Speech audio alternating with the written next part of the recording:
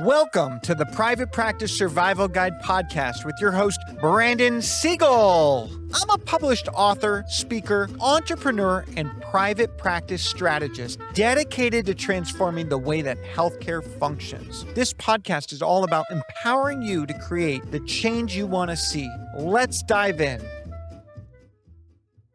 Welcome back to the Private Practice Survival Guide podcast. This is our quick tip episode, and today we're talking about 3 ways that private practices fail in executing their employee handbook. I promise you, over half of the practices that I audit their HR, they fail in all 3 ways. So you got to get ready. And I want to remind you that the purpose of your employee handbook is this is how we create the foundation and fundamentals of the way that your business functions as it relates to employees. So it is the critical accountability step so that you can hold your employees truly accountable, treat them fair, and have reasonable approaches to the way that they function so that everyone is winning. And so the first way, and this is really very common, is not updating your employee handbook annually. Did you know that every year there are new regulations that come out? Every year, federally, statewide, sometimes it's multiple times a year. But if your employee handbook is not updated annually, you could be missing a compliance portion of your handbook. And I think the other thing I want you to understand is that we are in the game of change. Everything we do is change. If you don't have change makers, then you're not creating change. So I want you first and foremost, go to each employee and say, do you define yourself as a change maker? If they're not creating change, then they are not feeding what is the fundamentals of your private practice. We are all about changing, creating change, optimizing change, evolving change. And part of this is also coming up with policies and procedures that should be changed. How do we elevate the way that we function? You know, recently I took over, and this is kind of like a sidebar, but I just want you to think of it this way. We recently brought on a new private practice that we're doing medical billing for. And they've had the same medical billing agency for 17 years, which in one way I say that's incredible. Their loyalty, the consistency, all of that. But then on the other, nothing has changed in 17 years. Not their medical billing approach, their structure, their policies, their procedures. They had not updated anything because they didn't know better. And it literally felt like they went from caveman to artificial intelligence overnight. That's how drastic of a change it was. And I bring this up because part of updating our employee handbook is being able to evolve the way that things get done, the way that we treat employees, the way that we update employees, the way that we expect of employees, what is being defined. And so every year, you're not just looking at the compliance of it, but you're also looking at how do we improve the expectations and the function of each employee. And I see it as an opportunity. I say it this way. Every day I wake up and I have a new day to do something different. Doing the same thing every day is Groundhog's Day. And I challenge you to take the time. I want you to survey your team. I want you to actually have them check off every policy that resonates with them and every policy that doesn't mean anything to them. And identify why it doesn't mean something. Bring some relevancy to it or figure out what needs to be updated. Now, I recently had a private practice, and this physician owner goes to me and says, I don't want to include the following 12 policies in my handbook. And I said, you have to. I said, I don't like it. It doesn't mean anything. And it doesn't resonate with my employees. And I said, you are opening the most major can of crabs that are going to bite your finger because this is a legal mandate that these policies are in your handbook. And he said, well, can I rephrase them? I said, I do not advise you to rephrase them. This is the legalese that must be in your handbook. And well, I don't like how employees read it and they're going to think all I care about is legal and they're going to get ideas to sue me. And I'm like, no, then we need to shape an intro letter of that section.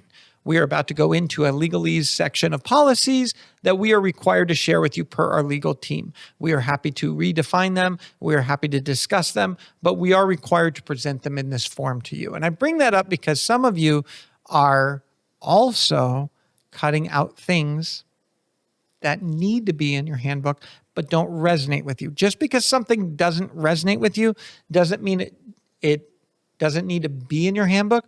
We need to figure out how to make it resonate with you. And sometimes that's a mindset shift. So first failure, you're not updating your employee handbook annually. Easy to do, plenty of ways to do it, and there's plenty of resources, so reach out if you need help. 2, you're not getting an employee signature with every employee handbook update. Everyone. Not getting an employee signature with every handbook. So we just, beginning of 2025, we released a new handbook, and I was one of the first people to sign the handbook. Yes, me. I'm an employee too. See, sometimes owners forget their employees. If you're a W-2, you better be doing everything. My wife and I, we work together, and I'm the guy that says, you need to watch that harassment video. And she's like, Brandon, like, really? I'm like an owner. And I'm like, you're an employee. I don't care what your investment in this company is. You're an employee. You're a W-2. You get a W-2. You're going to watch it and you're going to sign it and you're going to take that test. Same with your handbook. Every single person, including ownership, who gets a W-2 should be reading the handbook, should be signing the handbook. Very important. Without that signature, we don't have proof that they acknowledge those changes, those updates. Now, I use the analogy of getting your driver's license. Every time you got to renew your driver's license, there is a point where you may have to take that test. It might be that every 3 years you do a test to your employees just so that they understand all of the updates that have changed, that you quiz them on that, making sure you get full duplication of the data. That's critical. Another way that private practices fail in executing their employee handbook is that they have no disciplinary and performance improvement policies clearly defined. They're not actually putting in, if you break this policy, this is what happens. Or they're not even doing the disciplinary and performance improvement. So defining, what does disciplinary action look like? What happens when this policy is not followed? What is immediate grounds for termination? What is not? What does performance improvement look like? If I get what's the difference between performance improvement and performance review? And I say that because some of you mix up and you say, well, we don't do performance appraisals because they just want raises. Well, I'm going to say it this way. I don't believe that money is tied directly to how well you perform a job. How well you perform a job is how well you keep your job. Defining your financial value is the affordability at which you exchange beyond a reasonable doubt of revenue so that it can be justified. Money in is equal to money out. But the benefit of a performance improvement is for people that want to learn how to grow. So there's 2 different types. There's a disciplinary performance improvement, and then there is just a performance review where I say, hey, Brandon, these are the areas where you're really excelling. And I really want to acknowledge, like, you are in the top 3% of this company at your documentation.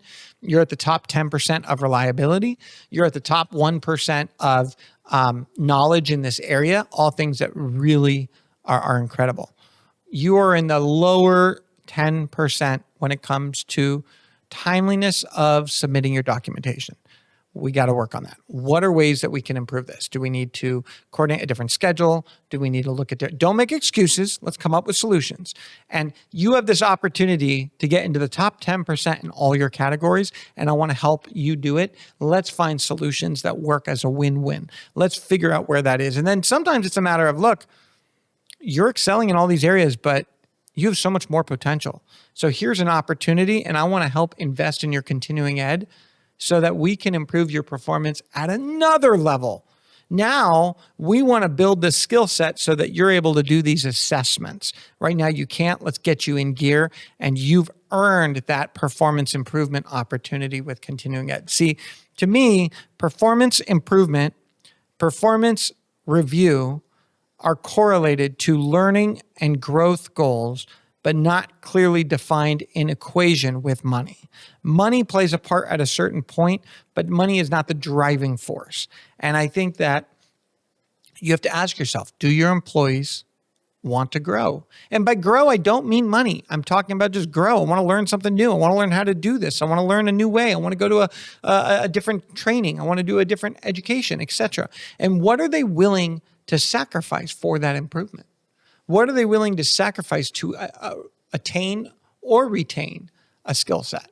So again, 3 ways that private practices fail in executing their employee handbook.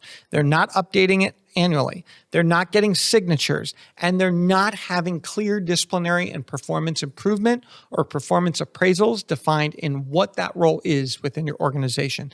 And I would even have how raises are achieved or what that criteria is, because every employee deserves the right to understand what their financial earning potential is and what variables and driving forces will contribute to them reaching their milestones. So I have no problem with someone being ambitious. I just want to show them the roadmap to get there and to say, is this attainable? The only thing not attainable is to make more and do less. I want to be clear. I'm going to say that one more time. The only thing in my roadmap that's not attainable is to make more and do less. That's really hard. And I want to be clear, even as a business owner, I'm very clear that I can't make more and do less. I need to figure out, that's why I'm always co-creating, whether it's HR, whether it's medical billing, whether it's conferences, I am always creating, and I love it. And if you love it and your team loves it, the opportunity is there. Did you know only 35% of employees have read their company's employee handbook in full? And 10% don't even know if one exists. That's according to Bamboo HR. The strength of an organization is in its consistency.